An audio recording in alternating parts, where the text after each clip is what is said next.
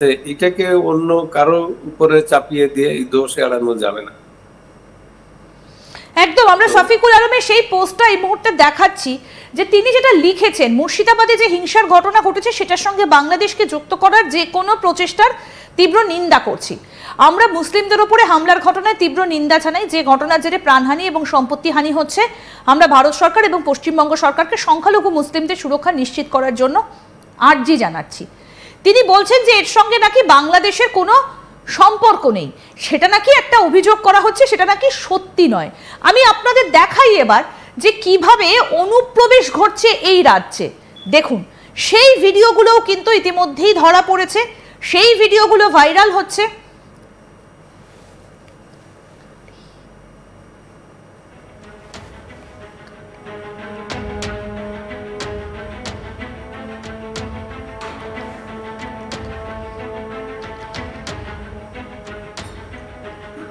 দেখুন, আপনাদেরকে দেখাই, দেখুন, ধৃত দুই বাংলাদেশি অনুপ্রবেশকারী সহ এক ভারতীয় দালাল। এই ভিডিওগুলোও কিন্তু ভাইরাল হচ্ছে। তার মানে বাংলাদেশি অনুপ্রবেশকারী ঢুকছে এখানে, সেই বিষয়টা উঠে আসছে। স্যার, আপনি নিশ্চয়ই এগুলোর সঙ্গে একমত হবেন যে অনুপ্রবেশ হচ্ছে এবং ঢোকার চেষ্টা করছে বাংলাদেশ থেকে প্রচুর মানুষ আমাদের দেশে। এটা তো অনস্বীকার্য। সবসময় বাংলাদেশের মানুষ একটু ভাগ্যান্বেষণে বা একটু সুবিধা কিছু পাওয়ার জন্য ভারতে অনেক আগের থেকে, ধরুন ইয়াতে দেশ বিভাগের পর, তারপরে আবার ৭১-এর পরে বিভিন্ন সময়ে মানুষ, যখন ১৫ই আগস্টের পরে মানুষ চেষ্টা করে, মানুষ এমনি সাধারণ মানুষও, গরিব মানুষ যারা বর্ডারিং এরিয়াতে আছে, তারা ওই বাংলা ইন্ডিয়ার ভিতরে গিয়ে ওরা কিছু কাজ টাজ করে একটা কিছু পয়সা টয়সা নিয়ে আসে। আর তো এই জন্য তাদের একটা টেন্ডেন্সি আছে ওখানে ইন্ডিয়াতে যাওয়া। তো সেই দিক দিয়ে এইটাকে একটা আমরা সব সময় এটা আমরা দেখি, যদিও সব সময় আইন কানুন মেনে চলা যায় না। আপনার মানুষ যখন ঢুকে পড়ে, বাস্তবতা তো অন্য জিনিস, আইন দিয়ে অনেক সময় রোকা যায় না। মানুষ যখন অন্বেষণের কারণে ঢুকে, আমাকে তো বলছিল, মানিকা গান্ধী একবার আমাকে বলছিল যে ৬০,০০০ বাংলাদেশি আছে, আমি তাদেরকে ওনার কনস্টিটুয়েন্সিতে আমি তাদেরকে গ্যাস, বিদ্যুৎ, এগুলো সব প্রোভাইড করে তাদের একটা লাইফ লিভিং স্ট্যান্ডার্ডকে সুন্দর করে দেওয়া, তারা আমার ভোটার। এই কথা মানিকা গান্ধী বলছিলেন ঢাকায় বসে। তো এরকম ইয়াতে ধরুন একটা সমৃদ্ধ দেশ থাকলে পাশে মানুষ যায়, এটাই হচ্ছে টেন্ডেন্সি। কিন্তু সেখানে আইনের শাসন প্রবর্তন করা, দেশ টু দেশ এখানে আলোচনার মাধ্যমে এটাকে ফিক্স করা। কিন্তু বাংলাদেশে তো ম্যাক্সিমাম টাইমে আমরা দেখলাম যে স্বাধীনতা হলো, তারপরে ৭৫ সালের ১৫ই আগস্টের পর থেকে বাংলাদেশটা একটা হস্টাইল কান্ট্রিতে পরিণত হলো। সেনা শাসন থেকে দূর করে তারপরে আবার সেনা উইডোদের শাসন, এরকম। তো এখানে ভারতের সাথে যে একটা সম্পর্ক গড়ে তোলা, কোঅপারেশন, সহযোগিতার সম্পর্ক গড়ে তোলার চেষ্টা কিন্তু বাংলাদেশে একমাত্র শেখ হাসিনাই করছে, যে ভারতের সাথে একটা সুন্দর সম্পর্ক রেখে আমরাও বেনিফিট। কিন্তু বর্তমান বাংলাদেশের উপদেষ্টারা তো ভারতের সঙ্গে ভালো সম্পর্ক চায় না। আমি একটা পোস্ট আপনাদেরকে দেখালাম, স্যার আপনি আমাদের সঙ্গে থাকুন। শফিকুল আলম যে পোস্ট করেছেন তার প্রেক্ষিতে ভারতের তরফ থেকে কি জবাব দেওয়া হয়েছে, আসুন এবার সেটা দেখাই আপনাদের, যে কি বলা হয়েছিল। দেখুন, দেখুন, আমরা পশ্চিমবঙ্গের ঘটনা সম্পর্কে বাংলাদেশের করা মন্তব্যকে সরাসরি খারিজ করছি।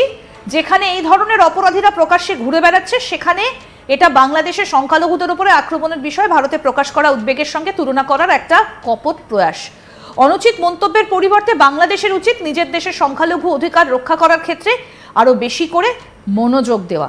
তাহলে স্যার একটা বিষয় একদম স্পষ্ট, যে বাংলাদেশের তরফ থেকে যাই বিবৃতি দেওয়া হোক না কেন, ভারত কিন্তু সেটা একেবারেই মেনে নিচ্ছে না এবং একেবারেই ধোপে টিকছে না।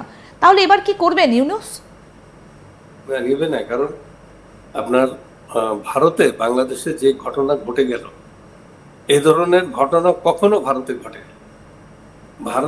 ভারত একটা সম্প্রীতির দেশ, সব বর্ণ, ধর্ম, বর্ণ নির্বিশেষে একসাথে সুখে শান্তিতে বসবাস করে।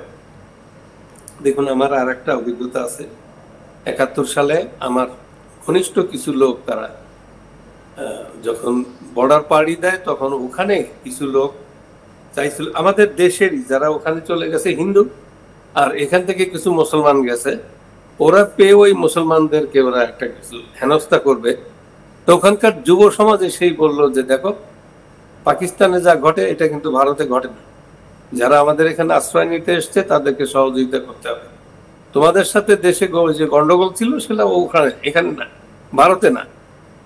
এরকম দৃঢ়তার সাথে ওখানকার যুব সমাজ, ওখানকার যারা, তারা বলছে, এবং আমাদেরকে এসে এই কথাটা ওরা কনভে করছে যে আমরা ইচ্ছে করছে আমাদের বাড়িঘর যারা লুট করছিল, ধরুন বাংলাদেশে যারা এই 70-71 যারা হিন্দুদের বাড়ি লুট করছে, তারাও ওখানে কিছু গেছিল, যে এখানে টিকতে পারছে না পাকিস্তানিদের আক্রমণে, তখন ওরা ওখানে গেছে, ওখানে পেয়ে ওরা তার যাদের বাড়ি লুট করছে তারাও একটা প্রতিহিংসামূলক আচরণ করার উদ্যত হয়েছিল। কিন্তু লোকাল লোকজনের, লোকাল যে যুব সমাজ, ছাত্র সমাজ, সাধারণ মানুষ, তারা কিন্তু এটাকে প্রতিহত করছে এবং পরিষ্কার বলছে যে এটা ভারতবর্ষ, এখানে কোনো সাম্প্রদায়িক গন্ডগোল হবে না।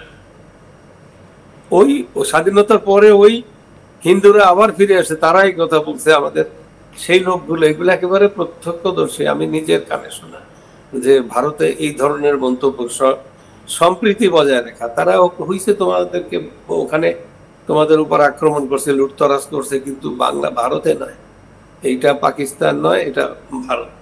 এই যে কথাগুলো সাধারণ মানুষ, সরকারের কথা আমি বলছি না, সাধারণ মানুষ ওখানকার, তারা এইভাবে এই দাঙ্গা প্রতিহত করছে। স্যার, আপনি আমাদের সঙ্গে থাকুন, আমরা এবার এই দিক থেকে একটু আলোচনায় আসব যে তাহলে বাংলাদেশের নজর এবার মুর্শিদাবাদে, ভারতের এক তীরেই খেলা শেষ। আসুন এবার সেই দিকে নজর দিই। আমরা দেখতে পাচ্ছি যে বাংলাদেশ কিন্তু মুর্শিদাবাদের দিকে নজর রেখেছে, যে সেখানে বারবার অভিযোগ উঠেছে, এমনকি মুখ্যমন্ত্রীর গলাতেও বলতে শোনা গিয়েছে, এই অভিযোগ তিনিও করেছেন যে বাংলাদেশ থেকে সেখানে লোক ঢুকেছে এবং যার ফলে এতটা অশান্ত হয়ে উঠেছে মুর্শিদাবাদের পরিস্থিতি। এই নিয়ে ইতিমধ্যেই ভারত সরকারের তরফ থেকে আরও একটা পোস্ট করা হয়েছে। আসুন কি বলা হচ্ছে এই বিষয়ে ভারত সরকারের তরফ থেকে, এবার সেটা আপনাদের দেখাই। দেখুন কি বলা হচ্ছে। বাংলাদেশে হিন্দু সংখ্যালঘু নেতা শ্রী ভবেশ চন্দ্র রায়কে অপহরণ এবং জানে শেষ করার ঘটনা আমাদের ব্যথিত করেছে। এই ঘটনা অন্তর্বর্তী সরকারের অধীনে হিন্দু সংখ্যালঘুদের উপর নিপীড়নের একটা ধরনকে অনুসরণ করছে, এমনকি পূর্ববর্তী এই ধরনের ঘটনার অপরাধীরা ঘুরে বেড়াচ্ছে। আমরা এই ঘটনার নিন্দা জানাই এবং আবারও অন্তর্বর্তী সরকারকে মনে করিয়ে দিতে চাই যে অজুহাত খুঁজে বা ভেদাভেদ না করে হিন্দু সহ সমস্ত সংখ্যা